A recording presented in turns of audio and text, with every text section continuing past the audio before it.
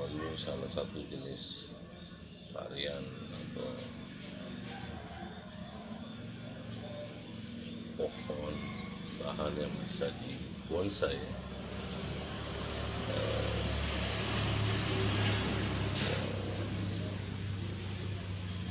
Cukup familiar di tingkat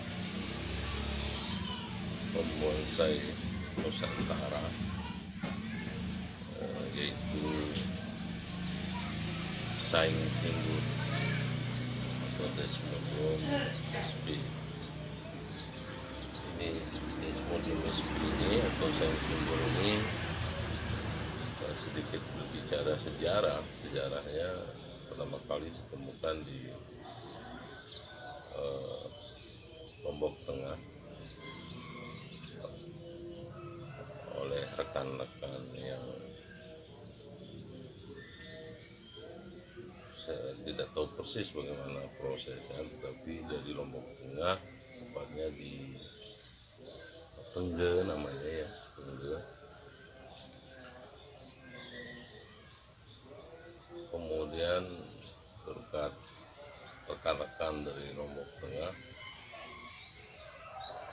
saing timbul ini dikenal sampai luar negeri, bukan hanya Nusantara tetapi luar negeri. Pernah mengikuti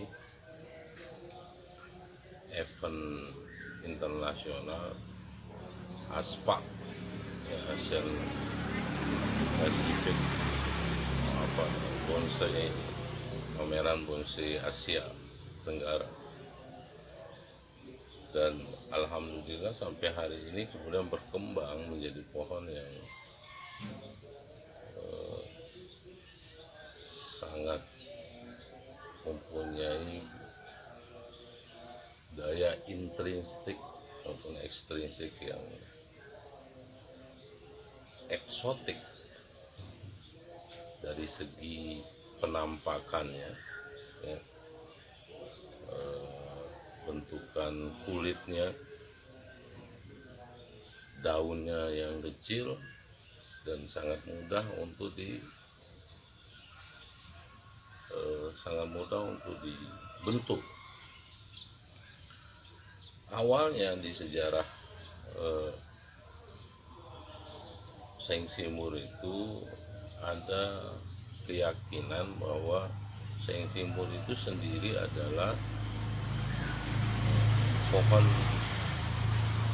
endemik Lombok, yang kemudian di akhir-akhir ini kita tahu bersama bahwa saing timbul itu ada di Bima, ada di Sumbawa, kemudian muncul lagi saing timbul Vietnam. Terlepas dari pro kontra pohon endemik apa enggak, tetapi perjalanan waktunya seperti itu. Saya pribadi sangat senang sekali dengan pohon saing timbul ini, karena seperti yang tadi saya bilang, ada beberapa kelebihan dari saing timbul yang mendukung untuk dibonsai. Yang pertama, sangat gampang hidup, sangat mudah hidup, ya, tidak perlu treatment atau perlakuan yang spesial. Kalau dibanding dengan serut atau peri ini, ketika kita menghidupkan di awal, maka harus teliti, mulai dari pembungkusan, media, sampai berbulan-bulan tidak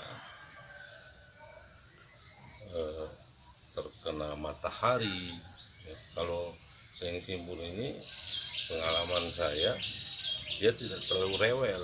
Proses penghidupannya itu sederhana, hanya ditanam di media pasir tok, misalnya kita tanam di pasir tok tanpa dikerodong, tanpa ditutup oleh plastik di tempat yang agak teduh, maka dia akan keluar tunas. Itu yang pertama, dia gampang sekali, proses menghidupkannya gampang. Kemudian yang kedua, seng-simbur ini sangat mudah dicari, baik Anda langsung berburu atau membeli pada pemburu, karena kita punya banyak pemburu yang sampai melanglang buana ke pulau seberang dan sebagainya. Salah satunya ada namanya Cieng, ada Aan Poci. Sekarang ini pendatang baru yang menggantikan regenerasi pemburu-pemburu yang sudah mulai menepi. Jadi sangat gampang sekali ditemukan dan harganya tidak terlalu mahal. Tetapi kita saling mengingatkan bahwa segala sesuatu yang kita ambil langsung di alam itu pasti habis. Oleh sebab itu saya mengajak kita untuk membangun alternatif baru, entah itu setek, entah itu cangkok. Karena seng-simbur ini selain gampang dihidupkan, dia juga gampang direproduksi, dikembangbiakkan, entah itu dengan setek maupun cangkok. Kelebihan yang ketiga dari pohon seng-simbur ini, epidermis atau kulit terluarnya itu sangat khas sekali, karena dia tipikal seperti pohon yang besar, kulitnya itu agak bersisik, agak punya berserat, sehingga karakteristiknya itu kulitnya itu sangat, ya, seng-simbur sendiri yang mempunyai karakteristik itu, berbeda dengan beberapa pohon-pohon yang lain. Dia punya serat, kemudian yang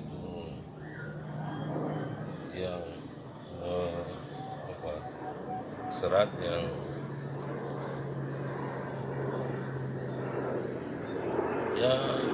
sangat spesial sekali, serat kulit dari seng-simbur ini, karena kesan pohon tua di alam itu kita sangat dapat. Miniatur pohon di alam, kulitnya itu kita karakteristiknya sangat, tadi saya bilang, eksotik. Kemudian yang kedua, selain kulit, pohon seng-simbur ini kalau dikelola dengan benar, maka batangnya akan kalau bahasa saya itu berbelimbingan, bertambing. Dia akan kelihatan seperti otot, muncul sesuai dengan urat akar di bawahnya. Dia akan membentuk sebuah cembungan. Kalau bahasanya saya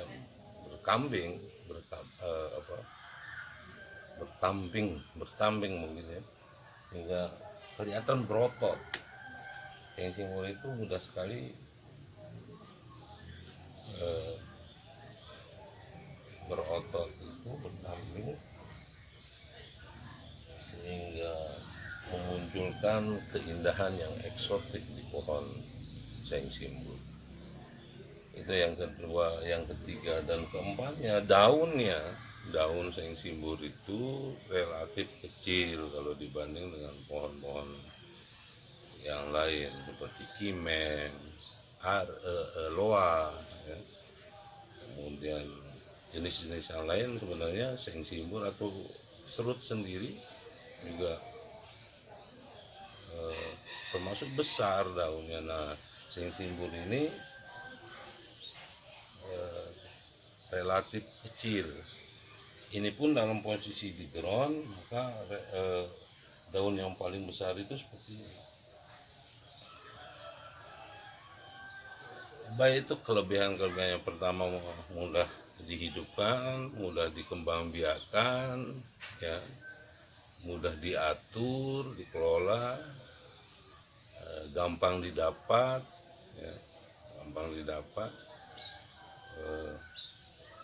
Kemudian kulitnya seng simbol ini terkesan pohon tua, ya, dan berkamping,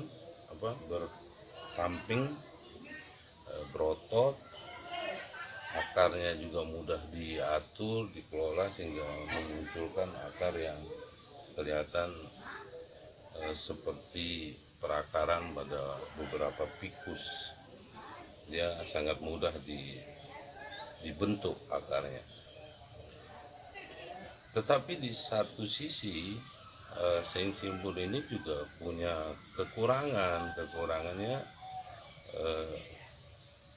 dia durinya tajam, ya, kadang-kadang kalau menusuk ke kulit, wow, sakit gitu.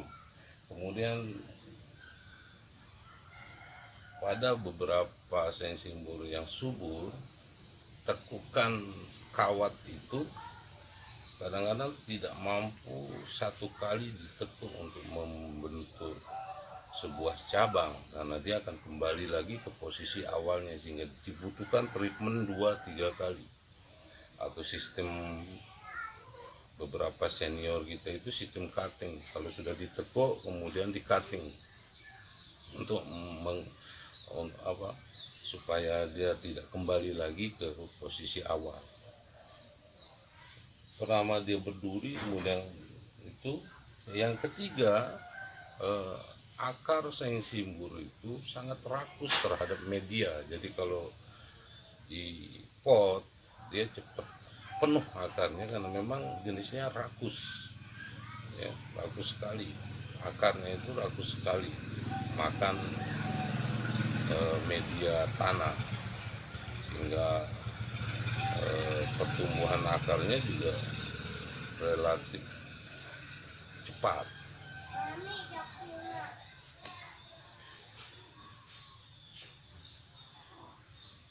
Apalagi ya,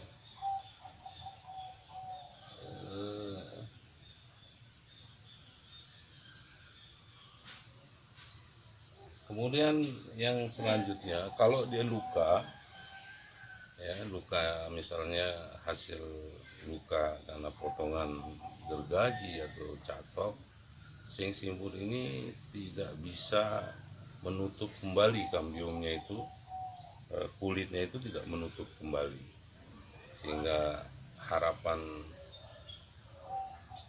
saya, bukan harapan, triknya jangan salah memotong, karena itu berakibat fatal untuk performa utuh dari sebuah seng simbol.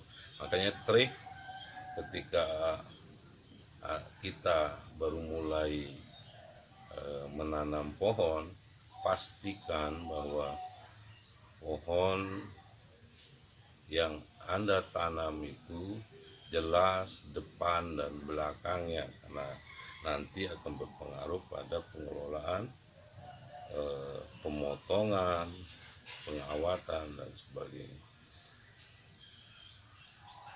Tetapi sejatinya setiap pohon bonsai itu punya karakteristik sendiri, ada kelebihan, ada kekurangannya.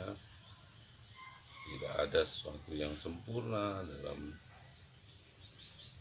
pohon yang dibonsai, hingga pohon apapun yang kita senangi dan itu menarik minimal untuk diri kita, ya silahkan kita coba untuk kita perbanyak dan kita kembangkan. Tetap semangat untuk berbonsai. Mudah-mudahan ada manfaatnya sharing informasi ini, walaupun sangat terbatas dan sangat sederhana polanya. Saya mohon maaf karena tidak mampu menjelaskan lebih, karena memang itulah kekurangan dari saya dan kontennya tidak terlalu menarik mungkin dan sebagainya, tetapi tidak ada niat saya kecuali kita saling menguatkan untuk sama sehobi ini untuk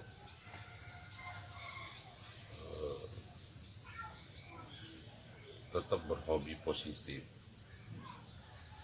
Kita belajar ke siapapun tanpa harus tersekat oleh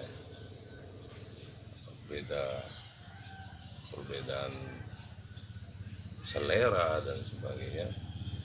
Tapi yang jelas, mari kita berbonsai sehingga dia mampu memberikan nilai daya tarik tersendiri baik secara keindahan, ekonomi dan sebagainya.